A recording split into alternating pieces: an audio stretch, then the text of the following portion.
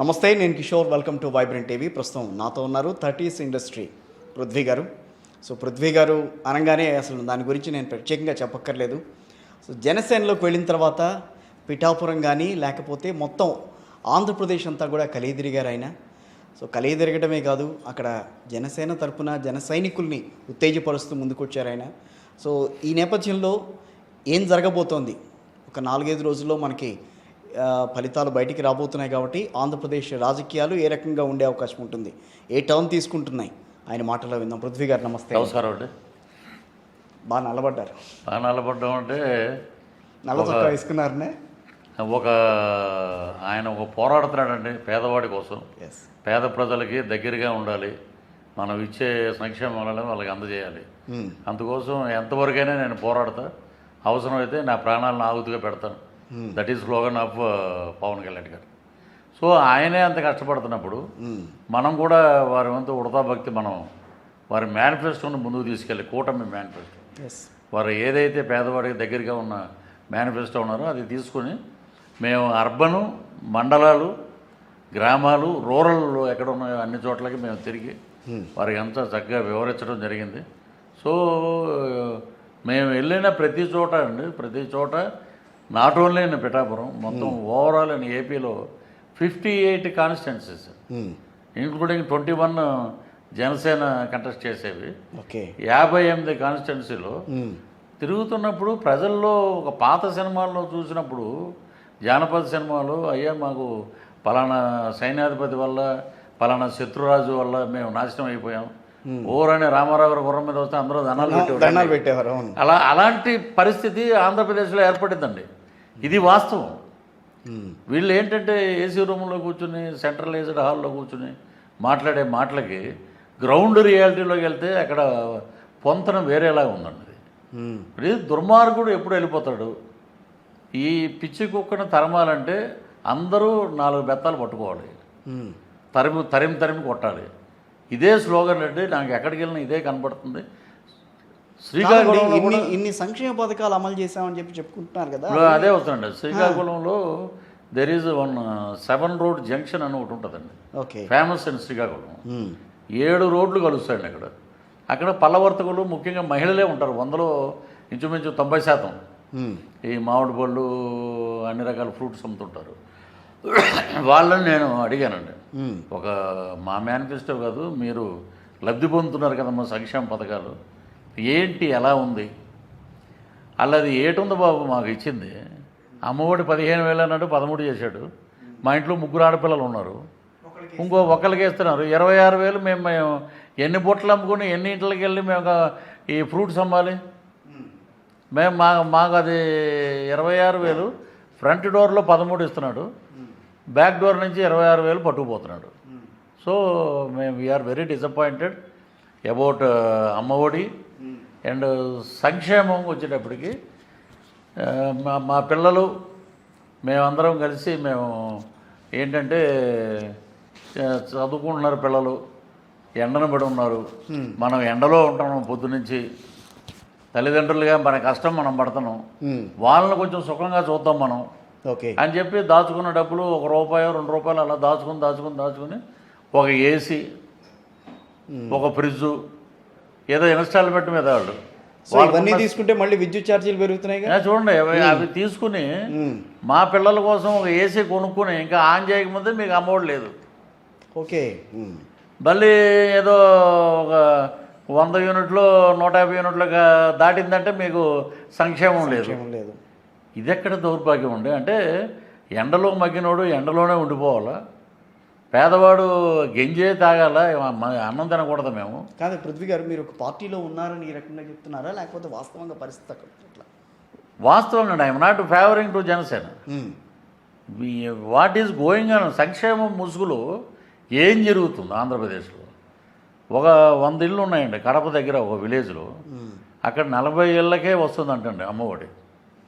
మిగతా 60 మందికి ఏంటంటే ఆ మండలానికి చెందిన సర్పంచులు, రెడ్లు, వాళ్ళు పంచుకుంటారండి. ఎక్కడ విలేజ్లు కావలిస్తే అక్కడ పంచుకుని, నీకు టెక్నికల్గా ప్రాబ్లం అయ్యా, నీకు 4 వీలర్ డ్రైవర్ సార్, నేను నాది కాదండి 4 వీలర్ అంటే, లేదు తర్వాత మనం మాట్లాడదాంలే, ఉమ్.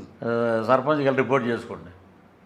అలాగా దాంట్లో 100 దాంట్లో 40 లబ్ధిదారులు, 60 మంది బెనిఫిట్ వీళ్ళకి. కడప జిల్లా అంటున్నారు, అక్కడికి కూడా వెళ్ళొచ్చారా? పులివెందుల పరిసర ప్రాంతాల్లో కూడా వెళ్ళొచ్చాడు మేము. ఉమ్. సో నేను ఎక్కడికి వెళ్ళినా ముందు రైతు ఎలా ఉన్నాడు, మధ్యతరగతి గృహిణులు ఎలా ఉన్నారు, బడుగు బలహీన వర్గాలు ఎలా ఉన్నారు, ఎస్సీ ఎస్టీ క్యాండిడేట్స్ ఎలా ఉన్నారు, బీసీలు ఎలా ఉన్నారు, ఉమ్. వీళ్ళు చెప్పేది నాకు ఏమీ భయం లేదండి. ఎందుకంటే నేను తప్పు ఉంటే నేను సీఎంని ఎదిరించే మాట్లాడుతున్నాను. మనం కేఎస్ ప్రసాద్ గారు అని ఒక ఆయన ఉన్నారు, జర్నలిస్టు. ఉమ్.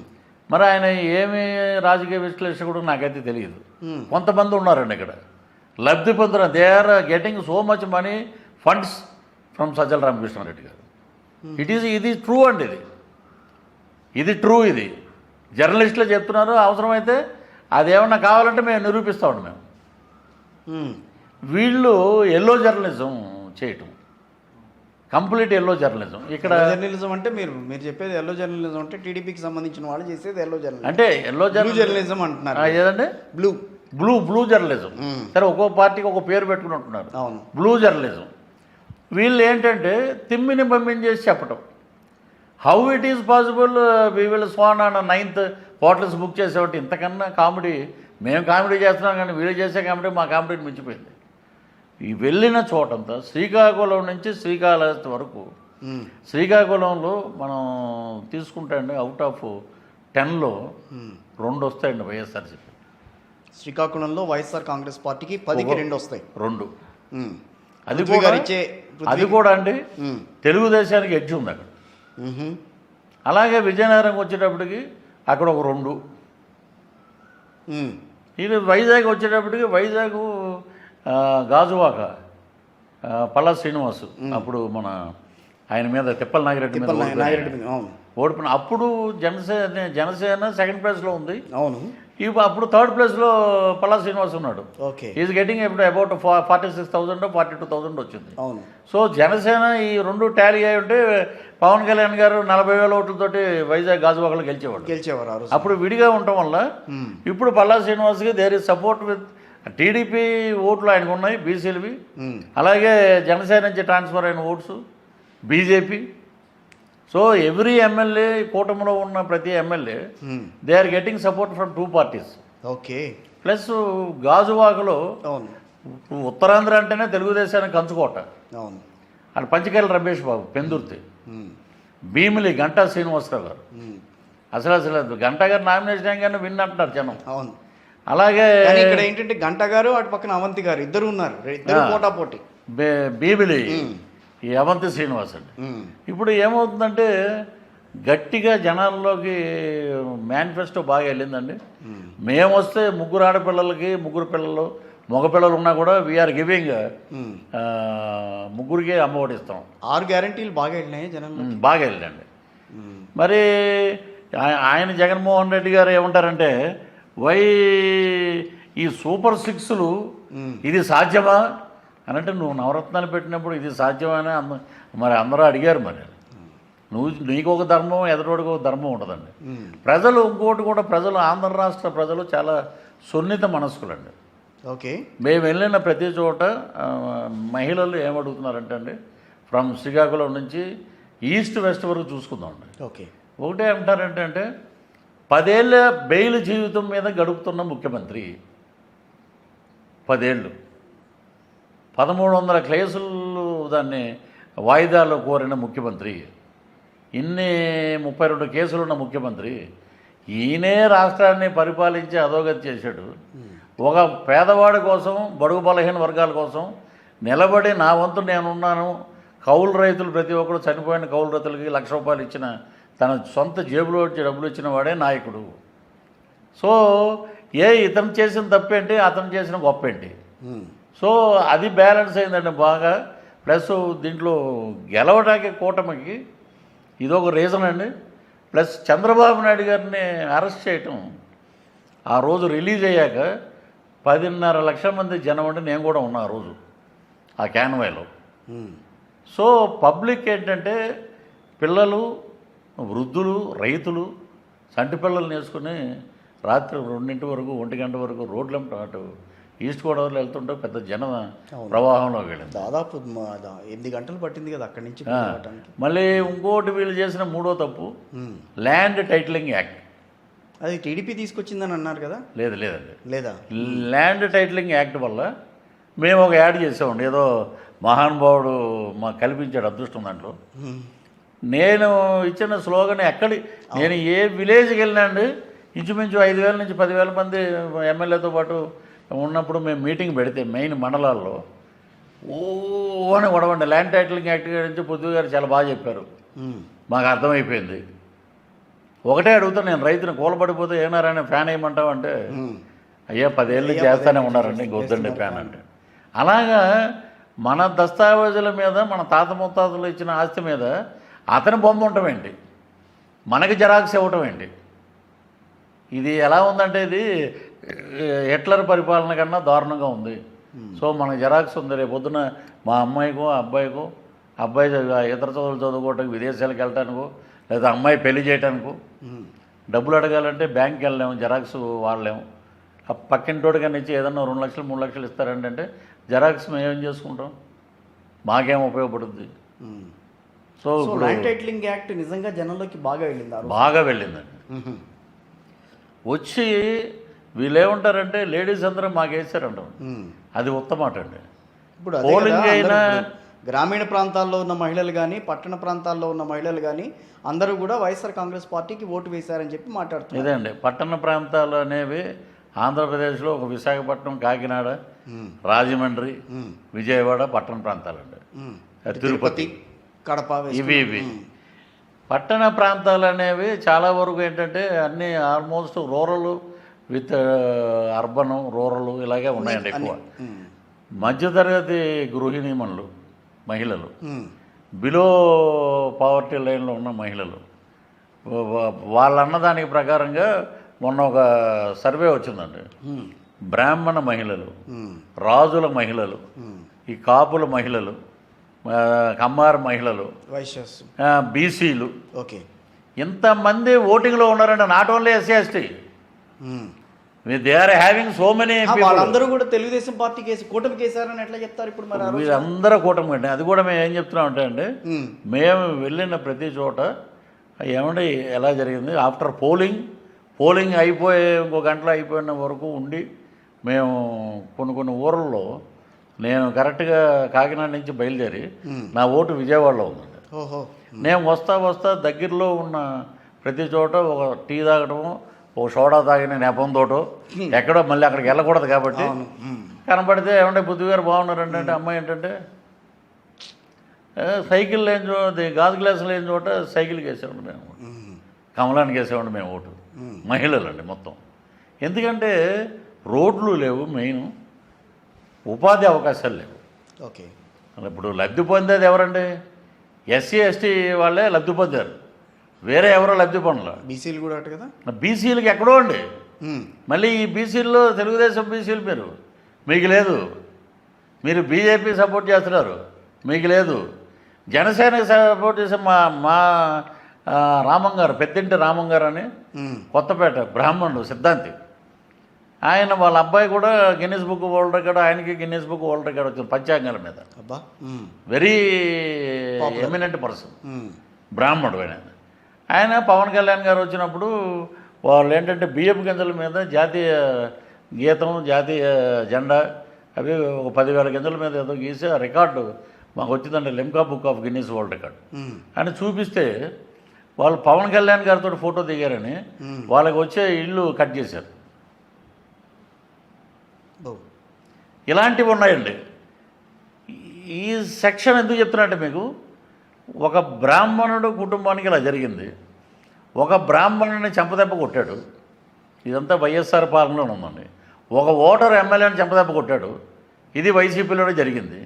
ఒక ఎమ్మెల్యే తీసుకెళ్ళి ఈవీఎం బాక్స్ని బద్దలు కొట్టాడు, ఇది వైఎస్ఆర్సీపీలో జరిగింది. సో ఇప్పుడు మహిళలు, ఈ కుటుంబాలన్నీ మనకి ఈ అరాచక పరిపాలన మనకొద్దు అని చెప్పి మొత్తానికి అందరూ బాయ్కాట్ చేశారని కొన్ని చోట్ల ముప్పేట దాడిలాగా ఓట్లు అలా గుద్దారండి. ఇంకొకటి లేడీస్ని అడిగితే ఎందుకమ్మా మీరు సాయంత్రం అంతమంది జనం ఉన్నారు ఏంటంటే, ఏమంటే మధ్యాహ్నం పూట మా ఈ చుట్టుపక్కల విలేజ్లో అంతా రైతులుగా పనిచేస్తారు, మా భర్త లేకపోతే మామూలు కూలీగా పనిచేస్తాడు, ఇంటికి వచ్చే టైంకి భోజనం పెట్టే వాళ్ళు ఎవరో ఉండరు, అందుకని మేము చాలాసేపు లైన్లో నిలబడి ఈవీఎంలు ప్రాబ్లంలు వచ్చినాయి, ఆ ఈవీఎం ప్యాడ్లు రాలేదని కొన్ని చోట్ల, అందువల్ల మేము చాలా సెక్షన్ ఆఫ్ ఒక 20 మంది ఒక స్ట్రీట్లో ఉండే వాళ్ళు వెళ్ళిపోతే మళ్ళీ సాయంత్రం వచ్చి ఎండవేయడం తట్టుకోలేము, మనం 4 తర్వాత వచ్చి ఓట్లేద్దాం అని వెళ్ళి తర్వాత వచ్చి రాత్రి 10 వరకు జరిగింది.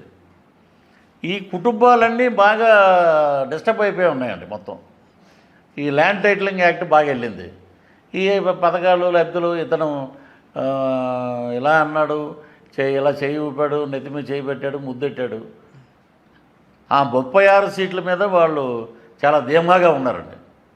రిజర్వ్డ్ కాన్స్టిట్యున్సీస్ దాంట్లో 18 నుంచి 19 సీట్లు కూటమి పట్టుకెళ్ళిపోద్దండి. 36 రిజర్వ్డ్ సీట్లో 18 నుంచి 19 కూటమి తీసుకెళ్ళిపోతుంది. తెలుగుదేశం కూటమి. ఎలా అంత తెలుగుదేశానికి చెప్తారండి? తెలుగుదేశానికి బీసీలు వెన్నుదన్నుగా ఉన్నారన్న ఒక్క ఇది కూడా కదలలేదండి. నాయకులు మారిన ఓకే, కార్యకర్తలు మారలేదు, బీసీ ఓటర్స్ అలాగే ఉన్నారు. ఇతను చూశారు, ఇతని ప్రవర్తన చూశారు. ఇతను ఏంటంటే ఏకపక్షంగా బయట నుంచి 11 లక్షల కోట్ల పైన అప్పు ఈ రోజున ఆంధ్ర రాష్ట్రం అనుభవిస్తుందండి. మొత్తం ఈ ఎక్కడ చూసినా ఉపాధి అవకాశాలు లేవు. యూత్కి ఫస్ట్ టైము ఇప్పుడు ఈ 24లో ఓట్లు వచ్చినాయండి. ప్లస్ 29 లక్షల మంది ఎన్ఆర్ఐలు ప్రతి నియోజకవర్గంలో వాళ్ళు ప్రభావితం చేశారు. 1000 ఓట్లు, 1200 ఓట్లు, 2000 ఓట్లు మొత్తం వచ్చి వాళ్ళు ఎక్కడెక్కడి నుంచో. నేనైతే 4-5 అడిగాను ఆంధ్రవేలో. మేము బహ్రెయిన్ అండి, ఒకడేమో కువైట్ అండి, ఒకడు యుఎస్ అండి, ఒకడు ఆస్ట్రేలియా అండి. ఏంటి అంత కసి మీద వచ్చారు? ఇదివరకు ఎన్నికల్లో ఇదివరకు లేదండి, ఎప్పుడు రాలా. 2014లో రాలా, 2019లోనూ రాలేదు. మేము ఈ దుర్మార్గాన్ని మేము మార్చాలి. Okay okay. ఎవరికి డబ్బులు వేయలేదండి, ఎవరిని పిలవలేదు, స్వచ్ఛందంగా వచ్చారు. ప్లస్ రావటం ఓటు వేయటం కూడా కాదండి. వాళ్ళు ఎంతసేపు ఏం చేశారంటే ఓటు అనేది సెకండరీ అండి. మేము పిఠాపురంలో చూసామండి, కాకినాడ రూరల్లో చూసాం, కాకినాడ చూసాం, పెద్దాపురం చూసాం, వైజాగ్ ఈస్ట్ వెస్ట్ సౌత్. వాళ్ళ ఎన్ఆర్ఐస్ వచ్చి ఒక 20 మంది ఒక మైకు, మామూలుగా అనౌన్స్మెంట్ మైకు, మీరందరూ మంచి పరిపాలన కావాలంటే మేమందరం అమెరికాలో ఉంటున్నాం, ఇక్కడ పరిస్థితులన్నీ మేము చూసాం, అందుకే 20 రోజుల ముందే మా కుటుంబంతో వచ్చాం, ఇంక్లూడింగ్ మహిళలతో పాటు మేమందరం మీకు ప్రచారం చేస్తున్నాం, మీరు బ్రహ్మాండంగా మీ నియోజకవర్గాన్ని డెవలప్ చేయడానికి మా వంతు మేము డబ్బు కూడా మేము ఇస్తాం, ఎన్ఆర్ఐస్ మీ ప్రాబ్లమ్స్ ఏంటో చెప్పండి అని ఇలాగా స్వచ్ఛందంగా ఎప్పుడూ చూడలేదండి. ఇలాగ ఒక దుర్మార్గుడిని దించండి, మాకొద్దు ఇతను అని చేస్తాను. ఒకవేళ అతను గెలిచే ఉద్దేశమే ఉందండి, గెలిచే నేనే మోనార్క్ అనుకుంటే ఐపాక్ టీం దగ్గరికి వెళ్ళాడు ఆయన. ఐపాక్లో సమ్మిట్ జరిగింది వైజాగ్లో. అవును, సమ్మిట్ జరిగితే అక్కడి నుంచి చాలామంది యువ పారిశ్రామికవేత్తలు వచ్చేసారు, పెట్టుబడులు పెట్టేస్తారు. వాళ్ళందరికీ సూటు బూట్ వేసి ఒక బ్యాగ్ వేశారు. వాళ్ళందరూ ఐపాక్ టీంలో మెంబర్స్. ఆ ఫోటోలు కూడా జూమ్ చేసి చూస్తే అందరూ వాళ్ళే. జగనన్న నా ప్రాణం ఉన్నంత వరకు నీతో పాటే నా ప్రయాణం. అది చూస్తే is also IPAC paid artist. ఇలాంటి పెయిడ్ ఆర్టిస్టులను పెట్టుకుని మీరు ప్రభుత్వాన్ని నడుపుతున్నారు. సజ్జల రామకృష్ణారెడ్డి గారు ఈరోజు మాట్లాడిన మాటలు ఏంటండి, ఒక్కటే జనాలకి వీళ్ళ అహంకారం, కులగర్వం, డబ్బు మదం వీటినన్నింటినీ పక్కన పెట్టడం కోసమే ఈ ఎన్నికలు జరుగుతున్నాయి. ఇది వాస్తవం. అందులో జనసేన కీలక పాత్ర. జనసేన ఒక కీలక పాత్ర ఎందుకు పోషించిందంటే అండి, పవన్ కళ్యాణ్ గారిని చాలా మాటలు మాట్లాడారు. జైలుకి వెళ్ళాడు. పవన్ కళ్యాణ్ లాంటి లీడరు ఒక 100 సీట్లు తెచ్చుకుంటే మేమందరం సపోర్ట్ చేసాం. 105 తెచ్చుకున్నాడు మొన్న. ఒక్కడి గెలిపించారో అతను కూడా అటుపోయాడు, రాపాక వరప్రసాద్. ఇప్పుడు ఏంటంటే త్యాగాలు చేశాడండి ఆయన. రాష్ట్ర భవిష్యత్తు బాగుండాలి. ముందు నేను చిన్నగా నిర్మించుకుంటున్నాను పార్టీ, ఇటుక మీద ఇటుక పెట్టి పేర్చుకుంటున్నాను. I want support other big parties. So ఇప్పుడు ఇంకొక ప్లస్ ఏమైందంటే అండి, 42 సంవత్సరాల నుంచి ఉన్నటువంటి తెలుగుదేశానికి బూత్ లెవెల్లో క్యాడర్స్ ఎక్కువ ఉందండి. పోల్ మేనేజ్మెంట్ బాగా తెలుసు వాళ్ళకి. ఇప్పుడు ఎక్కడైనా మేము మొన్న చూసాం, ఓటింగ్ చేస్తుంటే మీరెవరు జనసేన వాళ్ళు అలాగ అడగటానికి తెలియదు కదండి, తెలియదు కదా. కొత్త మాకు. వాళ్ళు అడిగేదాన్ని చాలా వరకు ఆపుతున్నారు. సో ఇలాంటి ఇప్పుడు ఇంకొక కొత్త మాట ఏంటంటే తెలుగుదేశానికి అమ్ముడుపోయిందంటే ఈసీ. వీళ్ళు మాట్లాడే మాటలు ఏంటంటే ఎక్కడ అన్యాయం జరిగితే వాళ్ళు పాయింట్అవుట్ చేస్తున్నారు ఇమ్మీడియట్గా, దాని మీద యాక్షన్ తీసుకుంటున్నారండి. కొన్ని 100 కోట్లు డబ్బులు పట్టుకోవడం జరిగింది, ఈవీఎం మిషన్లు పట్టుకున్నారు. సో ఈసారి ఎన్నికల మటుకు అంటే పిన్నెల్లి వ్యవహారాన్ని సంబంధించే ఇప్పుడు వైఎస్ఆర్ కాంగ్రెస్ పార్టీ కూడా మాట్లాడడం. అంతకుముందు చాలా జరిగినాయి, దాన్ని ఎవరు కూడా వీడియో ఉన్నాయి, అవి బయటికి తీయకుండా ఈసీ ఒక పిన్నెల్లి ఈవీఎం పగలగొట్టడాన్ని మాత్రమే బయటికి తీశారని చెప్పి వాళ్ళు మాట్లాడుతున్నారు. దాని వెనకాల ఉంటే చూపించుకోరండి, పోనీ మీ దగ్గర ఉంటే పెట్టండి. అయితే పిన్నెల్లి ఏమంటే అంత దుర్మార్గుడు, అంత రాక్షసుడు ప్రపంచంలో ఎక్కడా చూడలేదండి. అతను ఏంటంటే అదొక ఏదో సినిమాలో చూపిస్తాం నరరూప రాక్షసుడు అని. మీకు పరిచయం ఉంది ఆయన? నాకు పరిచయం లేదండి. అటువంటి వాళ్ళతో దూరంగా ఉండటమే మంచిదండి. ఆయన గురించి ఎట్లా చెప్పగలిగారు? ఈవీఎంలు పగలగొట్టాడంటే దాంట్లో పాము దూరింది అంటాడండి అంబట్రావు బాబు. ఏమన్నా అర్థం ఉందండి అసలు? ఓడిపోయేవాళ్ళు, నేను చెప్తున్నాను చూడండి, మన ఛానల్ ద్వారా రికార్డ్ చేసి పెట్టుకోండి, 96 నుంచి 98 మంది ఘోరంగా ఓడిపోతున్నారండి without taking any deposit. Deposit అనేది కూడా రాదండి వాళ్ళల్లో. ప్రథములు మీరు చెప్తే షాక్ అవుతారు. గుడివాడ కొడాలి నాని, జోగి రమేష్, నగిరి రోజా, సత్తెనపల్లి అంబటి రాంబాబు తమ్ముడు, ఇలాగ పెడన్లో అండి. మేము ఆ రోజు ప్రచారం చేసి వెళ్ళిపోతున్నాం, చెప్పులను చేటలు చీపురులు తీశారండి జోగి రమేష్ మీద. బోడే ప్రసాద్ గారు ఏమన్నారంటే పెనమలూరు నియోజకవర్గం చాలా సైలెంట్గా ఉన్న నియోజకవర్గం, అటువంటి నియోజకవర్గంలో నువ్వు వచ్చి ఫ్యాక్షన్ బూతులు ఇక్కడ పెట్టద్దు. మొత్తం రివర్స్ అయిపోయారండి, అక్కడ ఎంత మెజార్టీ వస్తుందో చూసుకోండి అయిందండి. ఇలాగా రెబల్ అయిపోయిన మహిళలందరూ గుద్దేశారండి ఓట్లు గట్టిగా. వీళ్ళ ప్రతిభను చూసే మేము గుద్దలేదు ఎవరు ఓట్లు. కడప పార్లమెంట్కే వణుకుతున్నాడండి అవినాష్ రెడ్డి. ఇప్పుడు ఇలా ఉందండి నెజ్జులో. ఎక్కడైనా సరే ఒక ముఖ్యమంత్రి తల్లి నా కూతుర్ని గెలిపించండి, నేను రాజశేఖర రెడ్డి గారి ఆశయాలను ముందుకు తీసుకెళ్తున్నాడు అనుకున్నాను, కానీ ఇంత దౌర్భాగ్యుడని నేను అనుకోలేదు. కాబట్టి నా కూతుర్ని గెలిపించండి అని ఎక్కడ ఎవరు ఒకే ఇంట్లో ఒక ముఖ్యమంత్రి ఉన్నాడు, ఒక గొడ్డలు నమ్ముకున్న ముఖ్యమంత్రి ఉన్నాడు. ఆ వివేకానంద రెడ్డి సింపతి బాగా పనిచేసిందండి. సో ఇన్ని రకాల వైఫల్యాలు ఉన్నాయండి. 151 సీట్లు తీసుకొచ్చాం, నాకు 25 మంది ఎంపీలను ఇస్తే మొత్తం నేను ప్రత్యేక హోదా అన్నాడు, మెడలు ఉంచుతాను కేంద్రం అన్నాడు. ఆ మెడలు ఈయన మెడలు ఉంచుతారని చెప్పి ఆయన ప్రతిసారి ఫ్లైట్ ఎక్కటం, ఒక వెంకటేశ్వర స్వామి విగ్రహం, ఒక శాలువ ప్రసాదం అమిత్ షా గారికి ఇవ్వటం, ఆయన ఆశీస్సులు పొందటం రావటం. లేకపోతే ఏముందంటే ఇలా అంటే అయిపోయాయి. ఇప్పుడు కథ మారిపోయింది. మళ్ళీ మీరు ఈసారి చర్లపల్లిలో పెట్టరండి, ఇడిపోయింది కాబట్టి రాష్ట్రం. తీహార్ వెళ్ళిపోవటం, అక్కడ కూర్చోవటమే. ఇప్పుడు ఒకటే అడిగాడండి మా రామ్మోహన్ నాయుడు గారు ఎంపీ, ప్రధానమంత్రి గారిని అడిగారు. ఇది పార్లమెంట్ దాంట్లో రికార్డులో కూడా ఉంది, టెలికాస్ట్ కూడా అయింది. माननीय प्रधानमंत्री जी आपको प्रणाम करता हूँ, मैं श्रीलंका से श्रीकाकुलम से राममोहन नायडू बात कर रहा हूँ। आप A1 को इधर आंध्र प्रदेश में A2 को आपके साथ में खड़ा करके మీరు ఎలా మాట్లాడుతున్నారంటే అని అడిగాడండి. ఓకే. ప్లస్ రాజ్నాథ్ సింగ్ గారు అనకాపల్లి వచ్చారు సీఎం రమేష్ గారి కోసం ప్రచారానికి. ఆయన దేశ రక్షణ మంత్రి. మేము ఆయన వచ్చేటప్పటికి గంట ముందు మేము మొబిలైజ్ చేస్తున్నాం పబ్లిక్ మొత్తం పాటలతోటి. ఆయన చూసి నన్ను పైకి పిలిపించాడండి, బస్సు పైకి. బ్లాక్ క్యాట్ కమాండోలో అసలు వదలలేదు, ఆయన పిలిచాడు. Jaganmohan Reddy complete land mafia, liquor mafia, sand mafia, इसका स्टोरी फुल स्टॉप करने के लिए समय आ गया। आप सीएम रमेश को वोट डालो, కొనతాల రామకృష్ణ को वोट डालो, ఇది స్లోగన్ అండి. అలాగా మన అనంతపూర్లో మన మోదీ గారు, ఆయన నవ్వులోనే ఒక ప్రత్యేకత ఉంది. అయిపోయిందని టైము ఒకటే అండి. వాళ్ళ సెంట్రల్ ఇంటెలిజెన్స్ రిపోర్ట్ కన్నా స్టేట్ ఇంటెలిజెన్స్ రిపోర్టు పెద్ద లెక్కలో తీసుకోరండి వాళ్ళు. నేను అడిగాను, రాజనాథ్ సింగ్ గారి పిఏలు వీళ్ళందరూ చాలామంది ఉన్నారు, ఆ పిక్చర్ మీద కామ్ కర్తా అయినా అది ఇదని ఒక ఆయన పెద్ద నన్ను అడిగాడు, sir what is central report and state intelligence అన్న. స్టేట్ ఇంటెలిజెన్స్కి ऊपर है సెంట్రల్లో పూరా వార్ దగ్గర నుంచి మేము ప్రతిదీ వాళ్ళ మీద డిపెండ్ అవుతాం. ఏ మాకు information. So we are getting up to 21 to 21 MP seats. So why should మేము కూటమిని ఎందుకు సపోర్ట్ చేయము? We are getting number of MPs from Andhra Pradesh. చట్టంకి ఎవరు అతిథులు కాదు. జో డరేగా ఓ మరేగా.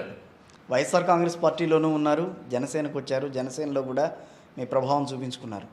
సో రెండు పార్టీలకి మధ్య వ్యత్యాసం అంటే ఏం చెప్తారు? వ్యత్యాసం ఒకటేనండి. ఇక్కడ నాకు ఫస్ట్ తెలియంది ఏంటంటే మాట తిప్పను మడం తిప్పను. మాట తిప్పాడు, మడమ తిప్పాడు రెండు ఇతను. నేను వెళ్ళి ఒకటే చెప్పానండి, ఇది మీరన్న దాంట్లో మాట తప్పను మడం తిప్పను అనుకున్నాను నేనండి. అలా నా ఛాంబర్లో కూడా కాంట్రాక్ట్ కార్మికుల్ని పర్మనెంట్ చేయాలి, అవసరమైతే నేను సీఎం కాల్ కూడా పట్టుకుంటాను. అంతటి పీక్లోకి వెళ్ళేవాడు మేము. తర్వాత అది వైఎస్ఆర్ రైతు కాంగ్రెస్ పార్టీ కాదండి, అది వైఎస్ జగన్మోహన్ రెడ్డి టెర్రరిస్టు శిక్షణా శిబిరం, బూతుల యూనివర్సిటీ.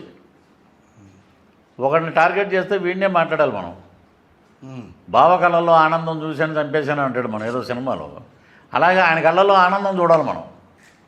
ఆయన కళ్ళల్లో ఆనందం చూసి ఆయన నవ్వాలంటే మనం బూతులు బ్రహ్మాండంగా తిట్టాలి. అందుకే వీళ్ళకి మంత్రులు ఇచ్చారండి, ఊరికనే ఇవ్వలేదు వీళ్ళకి. బూతులు తిట్టేవాడి పరిస్థితి ఏంటంటే రేపు ఆయన బాగానే ఉంటాడు. ఇఫ్ ఈజ్ ఇన్ అపోజిషన్ ఈ కెన్ సిట్, కూర్చుంటాడు, అధ్యక్ష అంటాడు.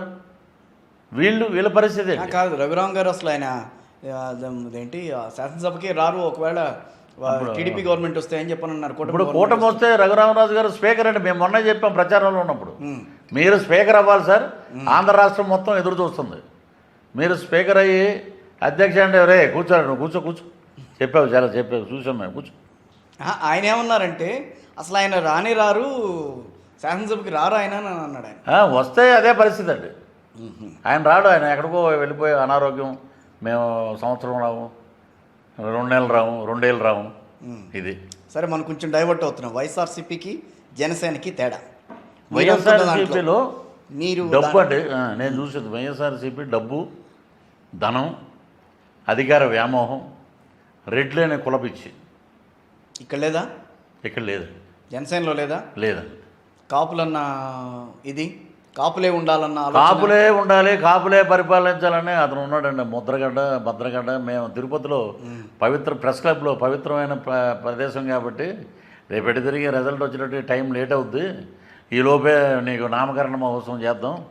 పద్మనాభరెడ్డి తిరుపతిలో నామకరణం చేసాము. ఇతను ఏంటంటే అండి ఒక సరే కాపులే అనుకుందాం.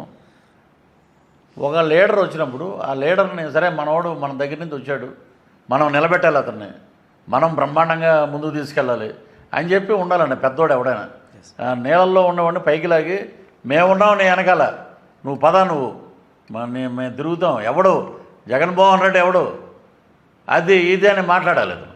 నువ్వు పొద్దున్న లేస్తే నువ్వు ద్వారంపూడి చంద్రశేఖర్ రెడ్డి సంఖ కింద ఉన్న మనిషివు, నువ్వు నీ నీ నీ చుట్టూరు ఉన్న రెడ్ల సామ్రాజ్యం, నువ్వేమో అదేదో మేకవన్న పులిలాగా, నువ్వేమో అక్కడ ఉప్మారెడ్డి అంటారండి చాలామంది ఈస్ట్లో.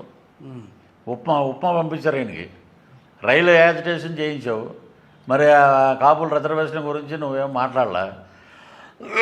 సోషల్ మీడియాలో నన్ను ట్రోల్ చేస్తారని చెప్పి తలుపులన్నీ వేసుకున్నావు, గన్నేమో ఇక్కడ పెట్టుకున్నావు. ఒకప్పుడు తీపిగా ఉన్న ముద్రగడ తర్వాత వెదురుగడ అయ్యాడండి. రేపొద్దున ఏం చేస్తాడంటే తలుపులు వేసి గంట ఇక్కడ పెట్టుకుంటాడు, కాల్చుకున్నా కూడా ఎవడు పట్టించుకోడు. ఇతను ఏంటంటే అవకాశవాద రాజకీయవేత్త. సో మీలాంటి కుల పెద్దల దానికన్నా మా ఊర్లో తాడేపల్లిగూడెంలో బొలిశెట్టి శ్రీనివాస్ ఉన్నాడండి, మాకు సీనియర్. ఏ చిన్న సమస్య వచ్చినా ఎమ్మెల్యే కాకపోయినా అతను పరిగెట్టుకెళ్ళి నిలబడేవాడు. అతనే నాయకుడు అంటే అతనే కులానికి పెద్ద ఆ ఏరియాకి. నేను అది నమ్ముతానండి. అది పవన్ కళ్యాణ్ గారు వచ్చి ఏం చెప్పారు, గోవిందుడు అందరవాడు, is not one caste man. Ranga గారు కూడా కాపులే, బట్ అతను చేసిందంతా పేదవాళ్ళకి, బడుగు బలహీన వర్గాలకి. ఏంటంటే ఒక స్టిక్కర్ అంటించేశారు, నేను కాపు అంటారు. ఒకటే సార్ 2 ఇంజిన్లు అండి, ఒక ఇంజిన్ కులం అనేది ఒక ఇంజిన్. కాకపోతే కాపులు అని అన్నారు కాబట్టి కాపు కులం ఒక రైలు ఇంజిన్ లాంటిది. ఎక్కేవాడిని తోసేస్తుంటే ఇంకేంటంటే ఎప్పుడు నిండుద్ది ట్రైను? ఎప్పుడు మన లైఫ్ అంతా ఆరేసి బతికేనా? అది కరెక్ట్. ఎవడెవడిని రానివాడు. చిరంజీవి గారు వచ్చారు పాపం, ఆయన సామాజిక న్యాయం అని పెట్టి రామారావు గారి తర్వాత అరే సామాజిక న్యాయం అని చెప్పి అందరికి టికెట్లు ఇచ్చారు, అది ఇది అన్నారు. అతను భ్రష్టు పట్టించేశారు, అయిపోయింది అతనిది. ఆయన ఇంకా వద్దులే రాజకీయాలు అనుకుని చెప్పి ఆయన మీద ఎంత ప్రెజర్ పెట్టి ఆయన పార్టీ మార్పించారనేది అందరికీ తెలుసు. సో ఆయన ఒకటే అనుకున్నాడు, ఇంక మనకి అనవసరం ఇది. సో అని చెప్పి సినిమా రంగానికి వచ్చాడు. ఆయన అభిమానం గలవాడు, మాట పడ్డు, మాట్లాడు. సో మేము అడిగాం అన్నయ్య అంటే మనకెందుకు ఇవన్నీ, నేను ఎవరిని పల్లెత్తు పరుష పదజాలం నేను వాడను, నాలాంటి వాడికి రాజకీయం. ఇంత సున్నిత మనస్తత్వం ఉన్నవాళ్ళు నిలదొక్కుకోగలరా రాజకీయాల్లో? అంటే ఆయనేమి వారాహి ఎక్కిన తర్వాత సున్నిత మనస్తత్వం అంటే ఎవరు నమ్మరు, కానీ ఆయన మీరన్న మాటలు బట్టి చూస్తే కనుక నిజంగా నిలదొక్కుకోగలరా అన్న ఆలోచన వస్తుంది. అంటే ఇప్పుడు ధీటుకు ధీటు, సై అంటే సై అనేవాడు పవన్ కళ్యాణ్ ఒకడు. Pawan Kalyan is not a board member, is not a ward member, but ఆయనలో ఉన్న సిన్సియారిటీ, హానెస్టీ చూసి భారతదేశ ప్రధానమంత్రి మోదీ నరసరావుపేట బహిరంగ సభకు వచ్చాడండి. That is the power of Konidela Pawan Kalyan. ఇప్పుడు మీరు పిలిస్తే వస్తాడా? రాడు కదా. మరి ఆయనలో ఏం చూశాడండి? ఆయన is a honest man, is trying for doing something for poor people. People నుంచి వచ్చినవాడే ఒరిజినల్ లీడరు. కోట్లు పెట్టి బీఫారం కొనుక్కున్నవాడు is not a good leader, is a commercial man, is MP or MLA. So అలాంటి వాళ్ళు 21 మంది ఇంక్లూడింగ్ పవన్ కళ్యాణ్ గారితో పాటు 21 మంది సెలెక్ట్ అయ్యారండి. అనకాపల్లి సీటు నాగబాబు గారికి ఇచ్చారు, ఎందుకు ఇవ్వలేదు సార్ అని మేమందరం అడిగితే అనకాపల్లి సీటు సీఎం రమేష్ గారి కోసం కేటాయించమని సెంట్రల్ గవర్నమెంట్ ఆదేశించింది. అక్కడ ఫ్యాక్టరీలు కడతాడు ఆయన, ఉపాధి అవకాశాలు బ్రహ్మాండం ఉంటాయి. పీపుల్ అందరూ లోకల్ అని చెప్పి అతని చుట్టూ తిరిగిపోయారండి సీఎం రమేష్ గారి చుట్టూ. వీళ్ళు ఎక్కడైనా పాచిక పారలేదనుకోండి ఏం చేస్తారంటే నాన్ లోకల్ అని పెడతారు. మరి నీ తల్లిగారిని తీసుకొచ్చి వైజాగ్లో పెట్టి వైఎస్ విజయమ్మని ఎంపీగా పోటీ చేస్తే she is also non local. ఇది ఇలాంటివండి. ఏంటి సామధాన భేద దండోపాయాలన్నీ చేస్తారు. ఆవిడ వంగాగీత గారు ఏడుస్తుంటాయి లాస్ట్లో, నన్ను వెళ్ళిపోమంటున్నారు పిఠాపురం వదిలేంటే. డిప్యూటీ సీఎం చేస్తా అన్నాడు. మరి ఆ గ్రంథి శ్రీనివాస పవన్ కళ్యాణ్ మీద గెలిచినోడే, ఆయన డిప్యూటీ సీఎం ఎందుకు చేయలేదు? కూరగాయలు అమ్ముకుంటా కూడా పనికి రాకుండా చేశాడు అతను. ఇక్కడ తిప్పల నాగిరెడ్డి గెలిచాడు, ఆయన్నే డిప్యూటీ సీఎం చేయొచ్చు కదా. అతను ఇంక రాజకీయాలకు పనికిరావన్నట్టుగా అతను ఉన్నాడు. ఏంటంటే మాటల గారడి, మాటలు చూపించటం, జనాలు బటన్లు. వాళ్ళ ఎమ్మెల్యేలే ఉన్నారండి చాలామంది, పేర్లు అనవసరం. బటన్ నొక్కితే పృథ్వీ గారు హైదరాబాద్ వస్తారండి, మా ఫిలింనగర్ కల్చరల్ క్లబ్లో కనపడతారు, లేకపోతే ఏదో మా సినిమా ఫంక్షన్లు ప్రైవేట్ ఫంక్షన్లు అప్పుడు, లేకపోతే వాళ్ళ గెట్ టుగెదర్ జరిగినప్పుడు మేము వెళ్ళి కలుస్తుంటాం. వాళ్ళు ఏమన్నారంటే బటన్ నొక్కితే ఆయన పేరు వస్తుంది, మాకేం పేరు వస్తుందంటే. ఇప్పుడు ప్రజల చేతిలో ఉన్నాయి 2 బటన్లు, రెండు బటన్లు కథ 2024 ఎలక్షన్. 2 బటన్ల కదా 2024 election. Jagan Reddy challenge, we ఆపరేటింగ్ 2 buttons 2024 May 13. 1 is for MLA, 1 is for MP. నీకు ఇవ్వం ఛాన్స్, మేము చేస్తున్నాం ఈసారి. అది ఇప్పుడు ఆయనకి ఎక్కడ గెలవాలని మనం గెలుస్తున్నాం, ఇంత ఇదిలో మనం గెలుస్తున్నాం అంటే లండన్ పోడాడు. అక్కడ ఏం పెట్టాడు సిబిఐ అఫిడవిట్లో కోర్టుకి ఇచ్చిన దాంట్లో నా కూతుర్లు అక్కడ ఉన్నారు మేడం, వాళ్ళు నెక్స్ట్ డే పులివెందుల్లో ఓటేస్తున్నారు. వాళ్ళు వాళ్ళతో కలిసి వెళ్తారు, వాళ్ళని తీసుకుని వెళ్తారు. లండన్ ఇప్పుడు నేను బ్రహ్మాండంగా వరల్డ్ కప్ గెలుస్తున్నానంటే నేను ఇంకా ప్రాక్టీస్లో ఉంటా, బాగా కొట్టేస్తున్నాం వరల్డ్ కప్ మందే అని. నువ్వు ఎందుకు పారిపోయావు అక్కడికి? సామాన్యుడికి పెత్తందారులకి మధ్యలో, పేదవాడికి పెత్తందారికి మధ్యలో జరిగే యుద్ధం. ఆయన పేదవాడు, కడు పేదవాడు, గంటకి 12 లక్షలు ఖర్చు పెట్టి ఫ్లైట్లో లండన్ వెళ్తాడు. ఇది ఆంధ్ర రాష్ట్ర స్థితిగతులని మారుస్తుందంటే జూన్ 4వ తారీఖు 13వ తారీఖునే అంతిమ తీర్పు ఇచ్చేశారు. జూన్ 4వ తారీఖున బాక్సులు బద్దలవుతాయి విత్ పోస్టల్ బ్యాలెట్తో పాటు. పోస్టల్ బ్యాలెట్ అంతా కూడా టీడీపీకే వస్తుందని చెప్పి మాట్లాడారు.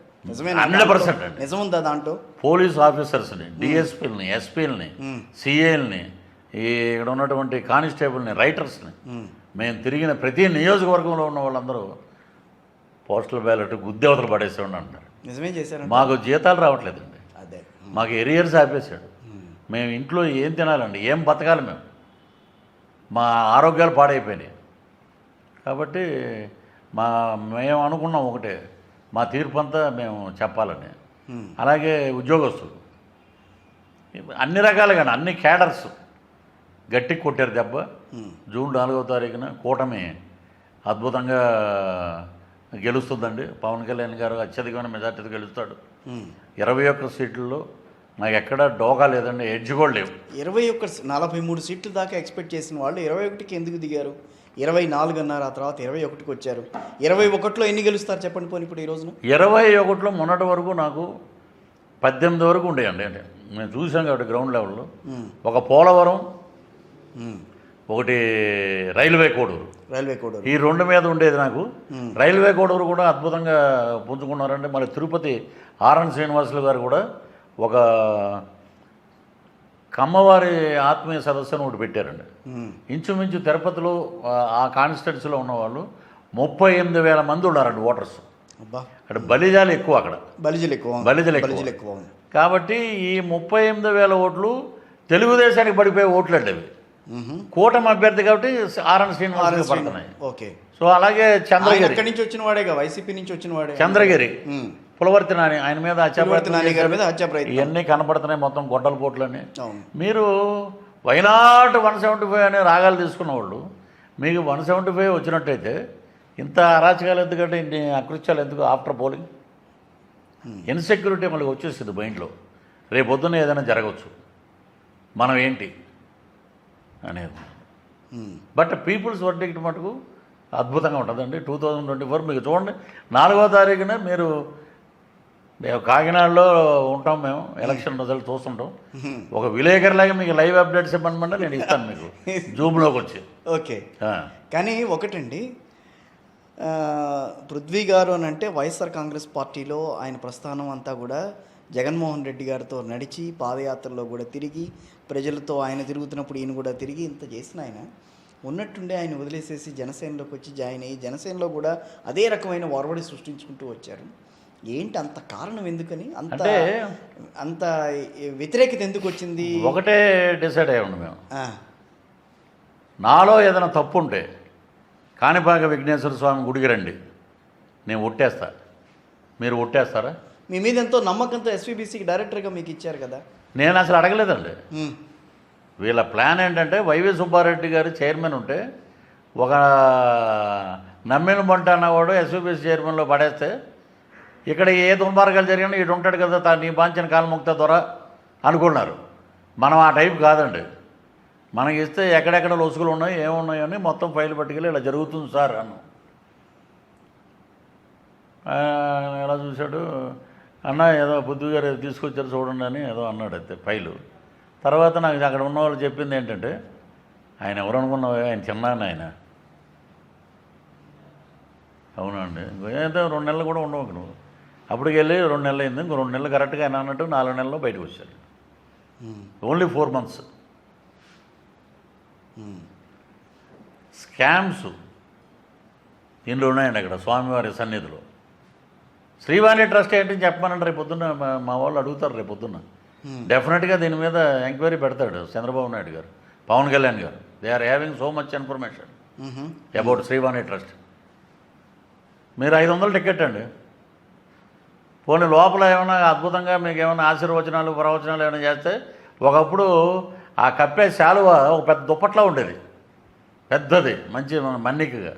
ఇప్పుడు అది కండువా టైప్కి వచ్చింది. అది లడ్డు నాణ్యత, ఒక ఇంత లడ్డు తిరుపతి లడ్డు మనం బస్సులో కానీ ట్రైన్లో కానీ ఫ్లైట్లో కానీ చేస్తే ఆ గుమ్మగుమ్మలు మొత్తం ఫ్లైట్ అంతా కొట్టేది.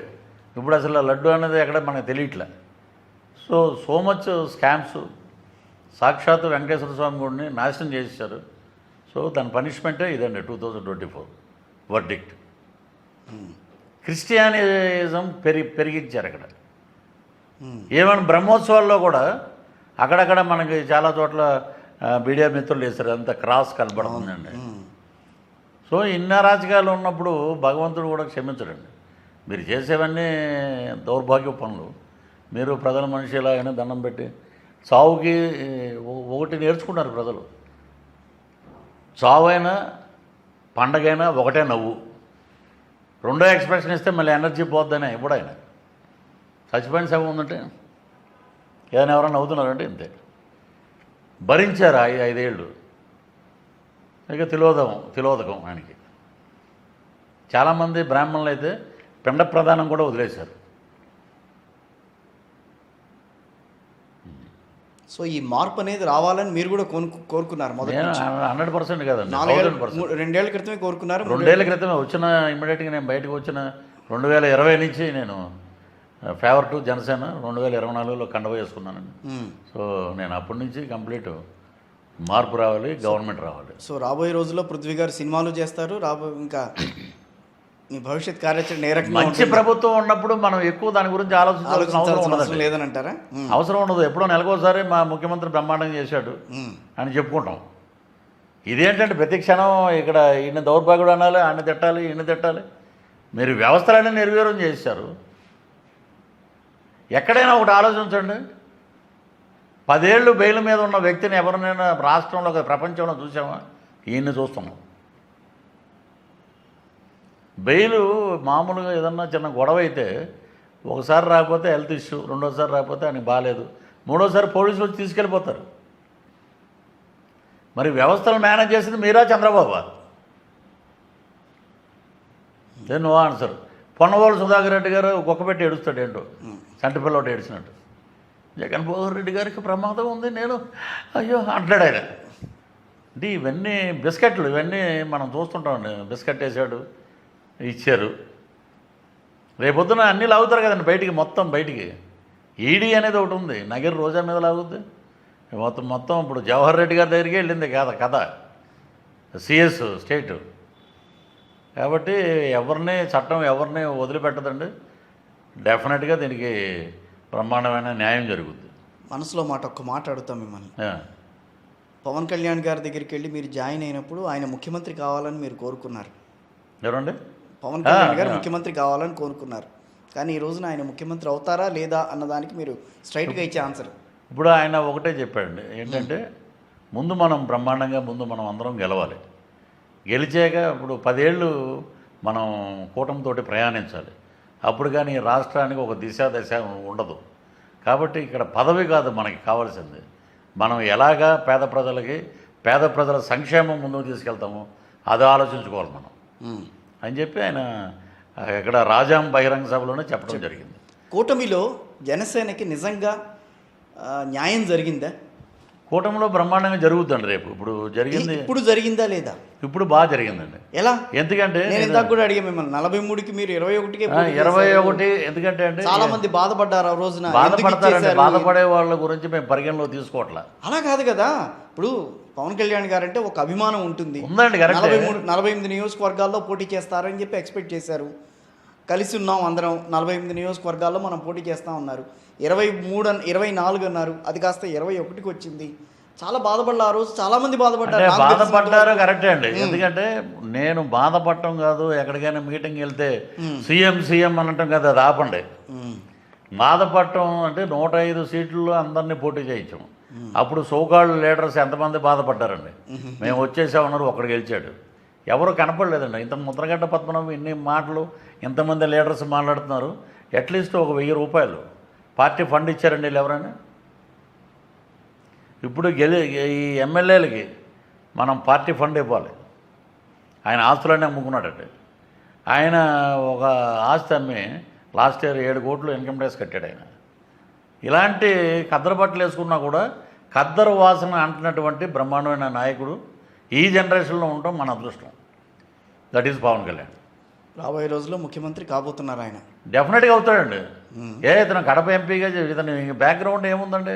ఏమీ లేదు. కొణిదెల పవన్ కళ్యాణ్ సన్ ఆఫ్ కొండదల వెంకట్రావు గారు, is a constable, is a brother of megastar. ఏమంటే భీష్ముడు ఎవరంటే మా దాంట్లో మెగా ఫ్యామిలీలో నాగబాబు గారు. ఆయన త్యాగాలకి మారు పేరు. అంటే ఈ సీట్ లేదన్నయ్య, దానివల్ల కుదరలేదు. ఓకే తమ్ముడు, నేను మీకోసం కష్టపడి పనిచేస్తాను. అలాంటి కూల్ మెంటాలిటీ ఉన్నవాళ్ళు. ఇంతమంది నాయకులు వెనకాలండి ఒక యోధుడు కోసం నిలబడ్డారంటే ఆ ఏజ్లో నాగబాబు గారి కోసం ఆయన పోటీ, ఆయన స్ఫూర్తి చూసి మేమందరం అలా కష్టపడ్డామండి. పోరాట పటిమున్న నాయకుడు నాగబాబు.